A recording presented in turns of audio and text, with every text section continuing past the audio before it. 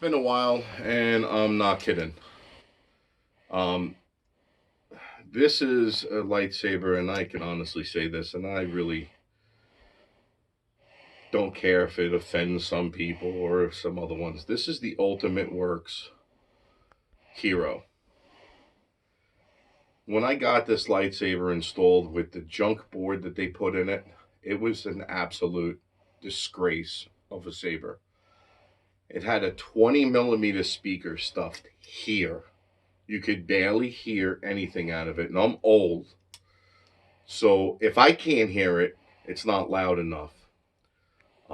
So that being said, um, this is now something I like.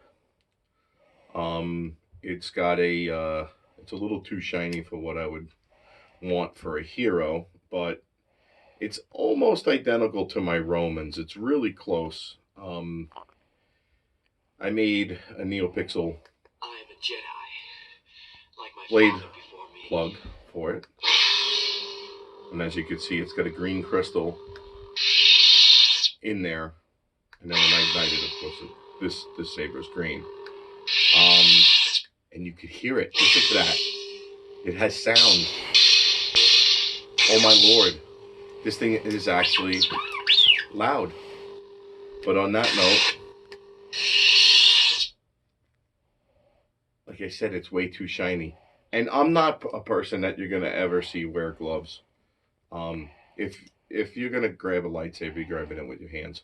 If you're worried about fingerprints on it, then you really shouldn't be playing with them. You should just put them hermetically sealed into a case inside and never touch them. Just look at them and have your friends look at them because they're meant to be used. Um, that's all there is to it. And if that's what they are, then that's what you get out of the hobby. So be it. I'll never do it. So let's see what this thing looks like outside.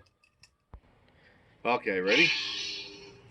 So this is a Vader's Vault 1-inch blade, 36 inch. So I always say this because a couple people like to make the comment. Yes, sensitivity's up there. Blinking lights. Yes, this is not the standard setup that came with this. Also, this is highly modified, and it's not from um, the place in Salt Lake either. Paul Tatum. I actually came up with something of my own, uh, which worked because it's different. And I'm going to do this because I'm going to go through a couple different fonts. Only because there's different blade setups that I have on this. So of course we have the standard green. We're going to go back, and these are just solid colors. I am a Jedi. And I think like this, my father before me. again, standard. So these are the last three, and then we'll go to the first three. Fulfill your destiny. Okay, so this is considered what they call the rain blade.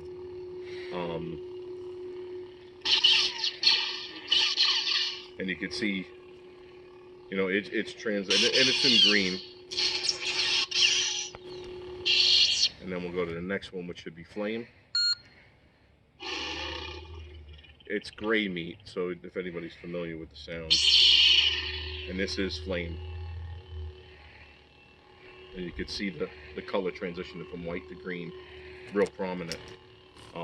You don't get that so much on the 7/8 blade, but on the 1/8 blade, it actually it's fairly prominent. And the pulsation is off. And this is really what the flame should look like. And I believe the next one should be rain.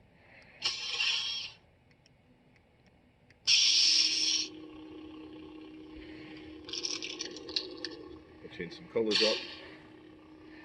So that's just an unstable rain. If you can see the pulsation of the dents down the blade, I don't know how it's coming in. Normally it's so bright.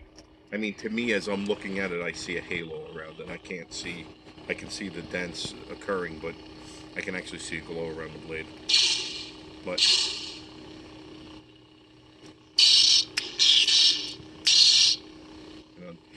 it's fairly sensitive. Of course, it's not CFX, so it's not going to have smooth swing. But it does have a pretty good sound to movement recognition. You do that on these by turning down your gate. You want to turn it down to about 20%. And then we got, let's see, we should be back at where we started. I am a Jedi. Which My father before me. fours, this is yours because it's daddy issues, and it happens to be my favorite font when it comes to this.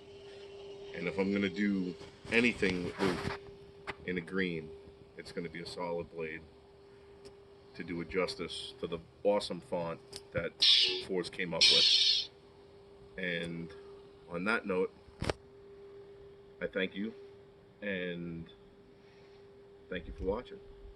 And as usual, stay the black.